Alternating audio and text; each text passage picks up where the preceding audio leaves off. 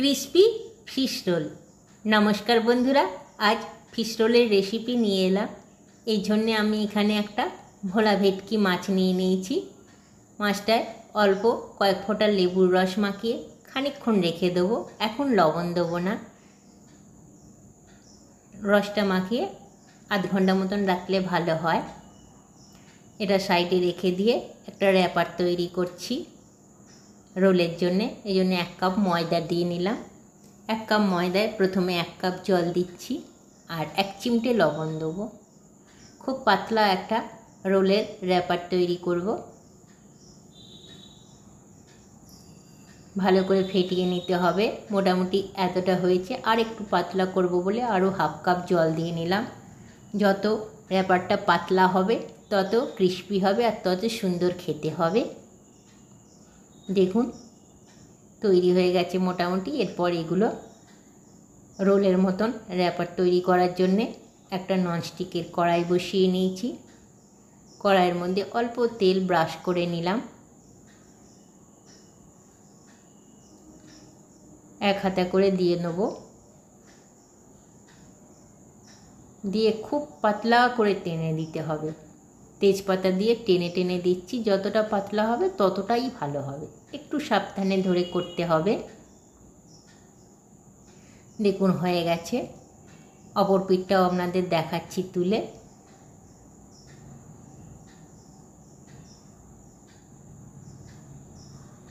এইভাবে 2 পিঠ পাতলা করে হালকা করে সেঁকে নিতে হবে।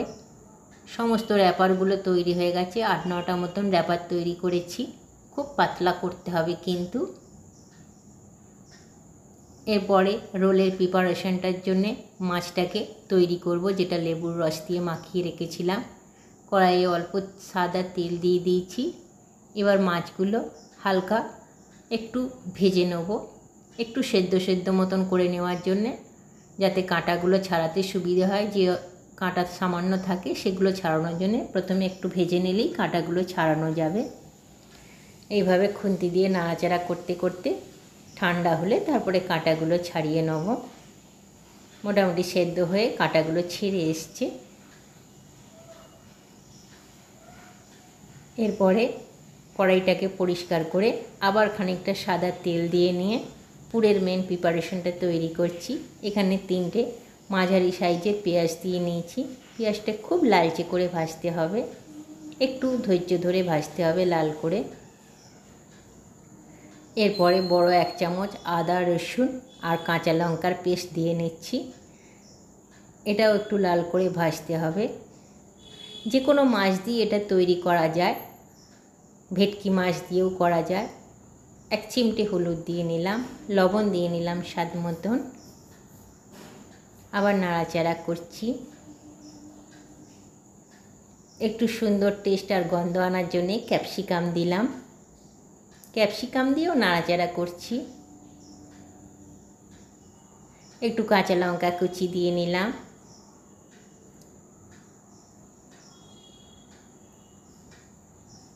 বাকি মশলাগুলো এক এক করে দিচ্ছি। একটু গরম মশলা গুঁড়ো দিয়ে নিলাম, একটু চিলি ফ্লেক্স দিয়ে নিলাম, আর অল্প গোলমরিচ গুঁড়ো দিয়ে নিলাম। আবার নাড়াচাড়া করছি। মোটামুটি শুকিয়ে এসছে, পেঁয়াজের রসটাও চলে গেছে। এই ফাঁকে একটু জিরে ভাজার গুঁড়ো দিয়ে নিলাম। সমস্ত মশলাগুলো দেওয়া হয়ে গেছে। 1 চিমটে চিনি দিয়ে নিলাম। এবার যে মাছটা সেঁকে নিয়েছিলাম হালকা, সেগুলো কাটা ছাড়িয়ে নিয়েছি। কাটা ছাড়িয়ে নিয়ে মাছের পুরো দিয়ে দেবো মশলার মধ্যে। মাছটা যে কোনো মাছ দিয়ে করা যেতে পারে, আর মাছ দিতে পারেন, বা যে কোনো কাঁটা ছাড়ানো মাছ দিয়েও দিতে পারেন। কাঁটা দেওয়া মাছ দিয়ে করা যায়, সেক্ষেত্রে একটু কাঁটা ছাড়াতে অসুবিধে হয়। মোটামুটি পুরো মাছটায় মশলাটা মিশিয়ে নিয়েছি। খুব শুকিয়ে এসছে। যত শুকিয়ে যাবে তত পুরটা তৈরি করা খুব সুবিধে হবে। আর একটু টেস্ট আনার জন্য অল্প টমেটো সস দিয়ে দিলাম, 1 চামচ মতন। এটাও ভালো করে মাখিয়ে নিচ্ছি। এইসব মাছের পুরে একটু তাজা ধনেপাতা দিলে খুব টেস্ট হয়। আপনারা প্লিজ ধনেপাতাটা দেবেন, তাতে খুব সুন্দর খেতে লাগে পুরটা। মাছের পুরটা এমনিই খেতে খুব ভাল লাগে। আপনারা চাইলে লোটে মাছ দিয়েও এটা করতে পারেন। পুরো শুকিয়ে এসছে, মাছের পুরটা তৈরি হয়ে গেছে। এরপরে রোলগুলো বানানোর জন্যে একটা ডিম নিয়েছি, তাতে অল্প লবণ দিয়ে ডিমটা ভালো করে ফেটিয়ে রেখে দেবো। এরপর র্যাপারগুলো একটা করে নিয়ে মাছের যে পুরটা তৈরি করেছি সেটা লম্বা করে দিয়ে নেব, যাতে রোল করার সুবিধে হয়। একটু বেশি করেই পুরটা লম্বা করে করে দিয়ে নিচ্ছি। এবার খুব সাবধানে রোলটাকে মুড়তে হবে। প্রথমে এক পিঠ এই দিক করে দিয়ে তারপরে অপর পিঠটা দিয়ে সাইডগুলোও মুড়তে হবে। সেই জন্য এখানে 1 চামচ ময়দা জলে গুলে নিয়েছি, খুব মোটা করে একটু গুলেছি। সেটা দুদিকে দিয়ে আঠার মতন লাগিয়ে দেবো। এইভাবে লাগিয়ে দিতে হবে দুপিঠ। একটুখানি লাগিয়ে দিলে খানিক পরেই এগুলো স্টিক হয়ে আটকে যায়, আর তখন খোলে না। ওই জন্যে লাগিয়ে উল্টো করে রেখে দেবো খানিকক্ষণ। দুপিঠই হয়ে গেছে, একটু ধরে লাগাতে হবে। আরেকটা আপনাদের বোঝার সুবিধের জন্য করে দেখাচ্ছি বন্ধু। মাছের পুরটা দিয়ে একইভাবে দুপিঠ মুড়ে সাইডগুলো ময়দার গোলা দিয়ে আটকে নেব। সমস্তগুলো এইভাবে তৈরি করে নিতে হবে। দেখুন সমস্তগুলো আমার তৈরি হয়ে গেছে, অনেকগুলোই হয়েছে, 8টা 9টার বেশি হয়েছে। এরপরে যে ডিমের গোলাটা তৈরি করে রেখেছি এতে রোলগুলো ডুবিয়ে নেব।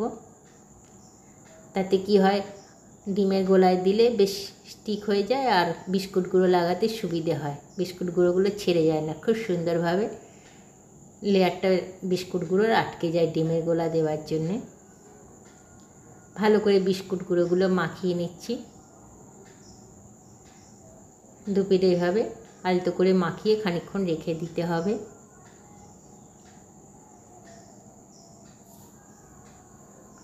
সমস্তগুলো এইভাবে মাখিয়ে রেখে নিয়েছি। এরপর এটা ঢাকা দিয়ে আধ ঘন্টা ফ্রিজে রেখে দিলে খুব সুন্দরভাবে বিস্কুট গুঁড়োগুলো আটকে যায়। আধ ঘন্টা পরে দেখাচ্ছি, দেখুন বন্ধুরা পুরো আটকে আছে। এরপরে শুধু ভাজার অপেক্ষা আর খাওয়ার অপেক্ষা। একটা চ্যাটালো কড়াই বসিয়ে দিয়েছি, তাতে সাদা তেল দিয়ে নিয়েছি। তেলটা খুব গরম হলে তারপরে আঁচটা কমিয়ে এক একটা করে রোল ছেড়ে দিচ্ছি। ক্রিসপি ফিশ রোলগুলো একটু ধরে ভাজতে হবে, ওপর থেকে তেল তুলে তুলে ভাজছি।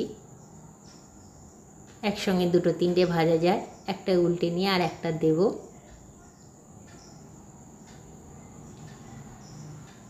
অসাধারণ লাগে খেতে। যে কোনো ছুটির দিনে বা যে কোনো রবিবারের বিকেলে প্লিজ একবার তৈরি করে দেখবেন বন্ধু, আমি গ্যারেন্টি দিচ্ছি আপনাদের ভালো লাগবেই। ঘরে থাকা যে কোনো মাছ দিয়ে আপনারা করতে পারেন, কাঁটা ছাড়ানোর সুবিধে হলে খুব সুবিধে হয়। লোটে মাছ, ভেটকি মাছ বা যে কোনো ইচ্ছা আপনাদের চয়েসের ওপর।